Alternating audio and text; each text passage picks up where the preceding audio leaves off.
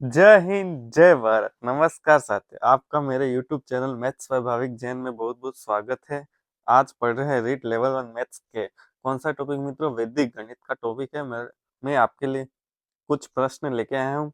आपकी तैयारी में चार चांद लगा देंगे और इसको हल करना, नहीं आए तो आंसर देखना और इनको समझने की कोशिश करना। ये टॉपिक आपने जहाँ पे भी पढ़ा हो, पढ़ लिया होगा। अब अपन इसके क्वेश्चन करें। अच्छे क्वेश्चन है, आप देखें करें और इसमें कोई भी डाउट हो, आपको लगता है कि इसका आंसर ये हो सकता है या ये हो सकता है, आप कमेंट करें। अपन डिस्कस करेंगे कि इसका आंसर ये हो सकता नहीं। ये भी मैंने कैसे बनाए हैं, ढूंढे हैं और आपके लिए लेके आया हूँ। इसमें कोई मिस्टेक हो तो आप कमेंट कर देना, बिना हिचकिचाए कमेंट कर देना, जिससे कि मैं पिन कर सकूं और आपके लिए हेल्प हो सके। ठीक है मित्रों, थोड़ी बहुत गलती कहीं हो जाती है तो मेरा सहयोग करें, सपोर्ट करें। सपोर्ट के लिए मुझे लाइक करें, शेयर करें और वीडियो को, चैनल को सब्सक्राइब करें मित्रों। ठीक है, अब अपन करते हैं पहला प्रश्न। मित्रों क्या है पहला प्रश्न? ठीक है, देखें।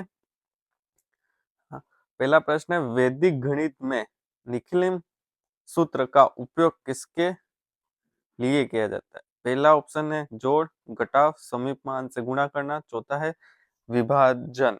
ठीक है मित्रों, अब देखें निकलिम सूत्र का प्रयोग अपन, आप बताएं किससे लिए करते हैं, फिर मैं आंसर बताता हूँ। क्या करते हैं? समीप मान से गुणा करने के लिए यूज करते हैं मित्रों। ठीक है, ठीक है। अब नेक्स्ट क्वेश्चन देखते हैं। हाँ, वैदिक गणित में कुल कितने मुख्य सूत्र और उपसूत्र होते हैं? ये थोड़ा इजी प्रश्न है और ये आपकी परीक्षा में भी आ सकता है। ठीक है मित्रों, आ सकता है। ठीक है, पहला ऑप्शन है 16 सूत्र, 13 उपसूत्र। दूसरा ऑप्शन 15 सूत्र, 14 उपसूत्र। तीसरा है 16 उपसूत्र, 12 उपसूत्र। चौथा है 18 सूत्र, 10 उपसूत्र। तो इसका आंसर क्या होगा मित्रों, आप बताएं।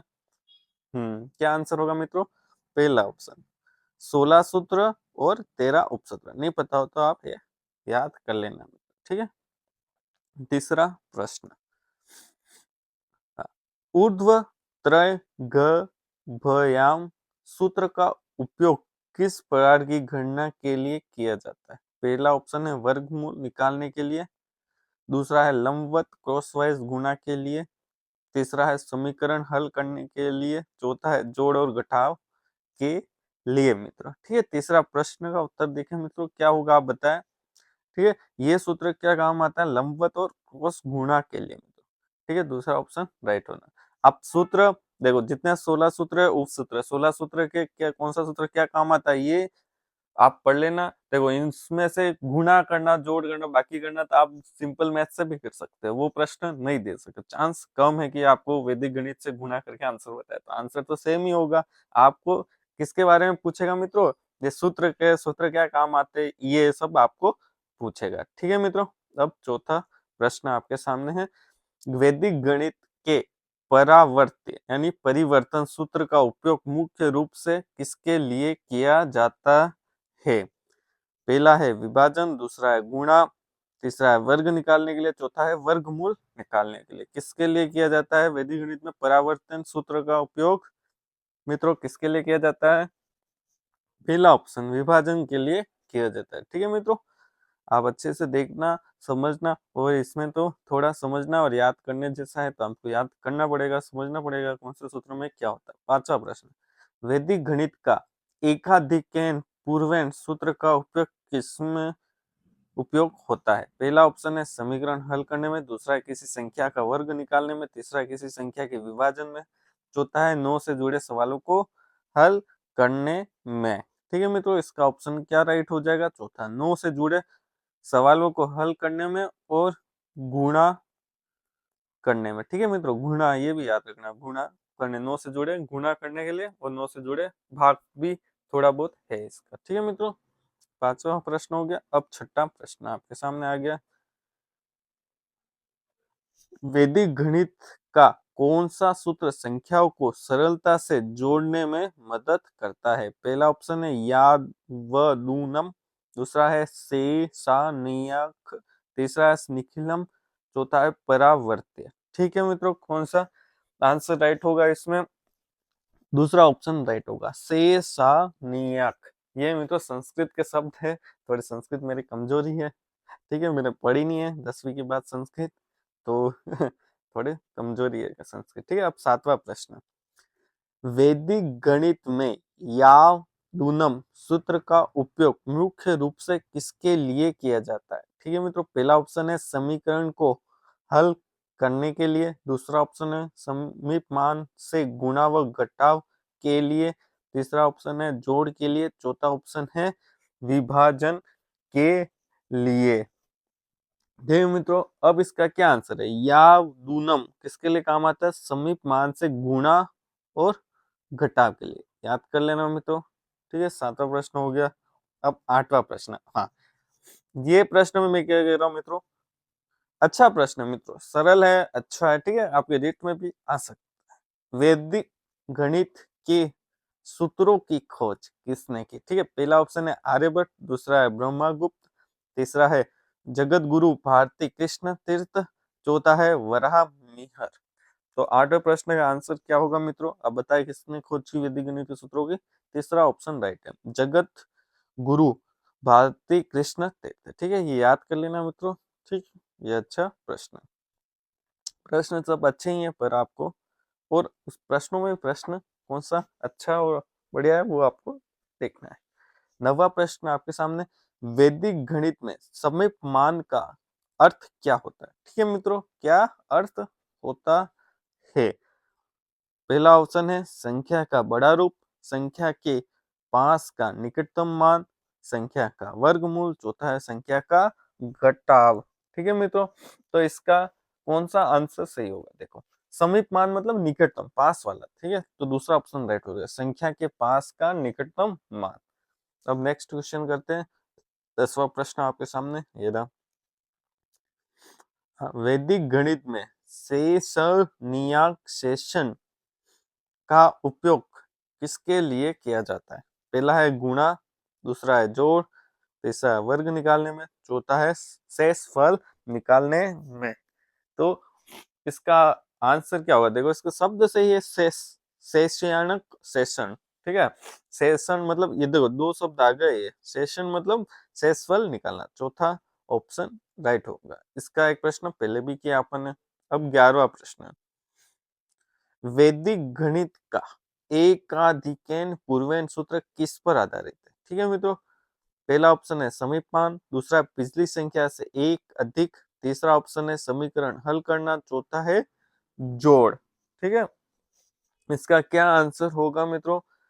पिछली संख्या से एक अधिक लेना। ठीक है मित्रों, क्या करना है?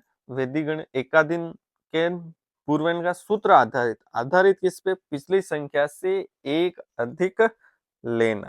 ठीक है मित्रों, अब करते हैं नेक्स्ट क्वेश्चन। ठीक है, नेक्स्ट क्वेश्चन 12वां क्वेश्चन है। वैदिक गणित का उपयोग किस उद्देश्य से किया जाता है? पहला है जटिल समस्याओं को तेजी से हल करने के लिए, दूसरा ऑप्शन है केवल वर्गमूल निकालने के लिए, केवल तीसरा ऑप्शन है केवल जोड़ और घटाव के लिए, चौथा है केवल विभाजन के लिए। इसका आंसर तो आप आराम से बता दोगे। क्या होता है, किसके लिए किया जाता है वैदिक गणित का उपयोग? जटिल समस्याओं को तेजी से हल करने के लिए। अब 13वां प्रश्न वापिस आ गया है, देखो एक तीसरी बार आ गया है। वैदिक गणित का या व दूनम सूत्र का मुख्य रूप से किसके लिए उपयोगी है? पहला है समीकरण हल करने के लिए, दूसरा है समीप मान का गुणा व घटाव करने के लिए, तीसरा है जोड़ के लिए, चौथा है वर्गमूल निकालने के लिए। तो इसका कौन सा आंसर राइट हो जाएगा? समीप मान का गुणा और घटाव के लिए।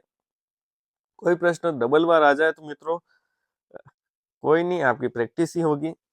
14वां प्रश्न है, निखिलम सूत्र का शाब्दिक अर्थ क्या है?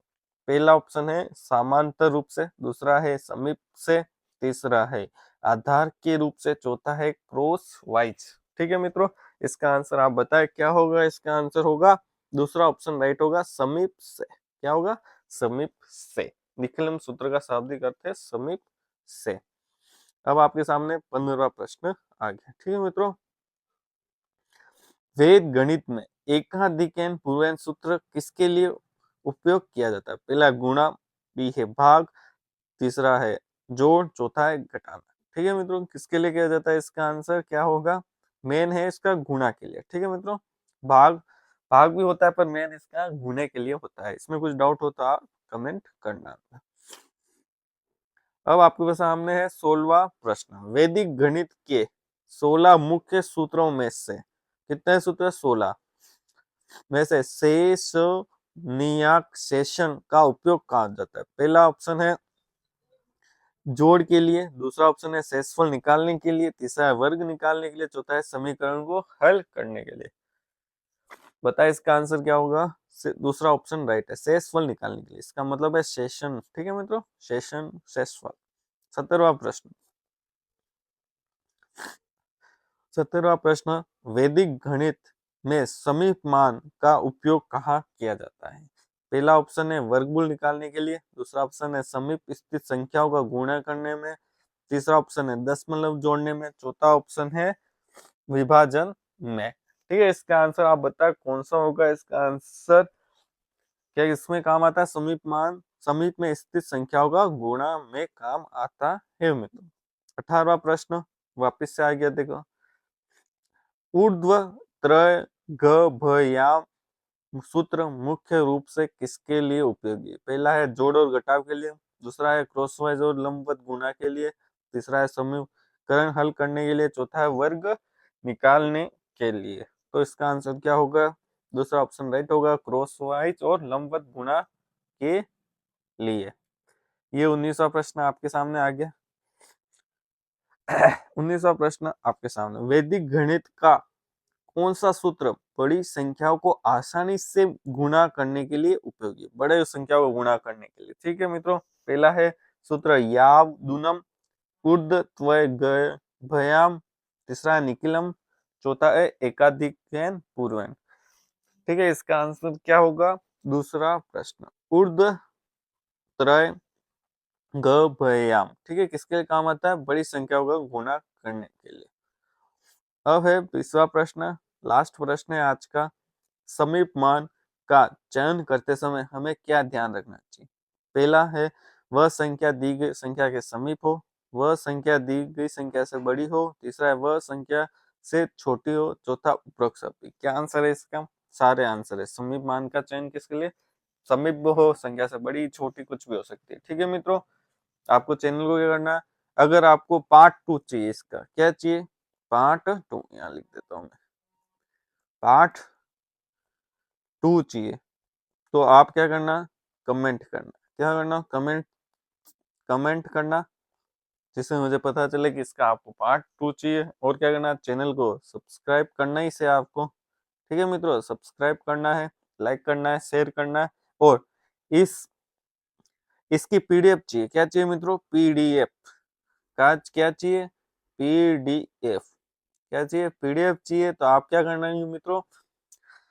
डिस्क्रिप्शन में टेलीग्राम का लिंक दे रखा है और व्हाट्सएप में भी, व्हाट्सएप ग्रुप का भी लिंक दे रखा है। उसमें जाए, जुड़े, और उसमें मैं जैसे चैनल पे पोस्ट होती है उसके उस दिन या अगले दिन आपके पोस्ट हो जाएगी। ठीक है मित्रों, उसमें मैं डाल दूंगा। तो वीडियो देखने के लिए बहुत बहुत धन्यवाद, और आपने इतना सपोर्ट करने के लिए बहुत बहुत धन्यवाद। ठीक है, वीडियो देखने के लिए बहुत बहुत धन्यवाद।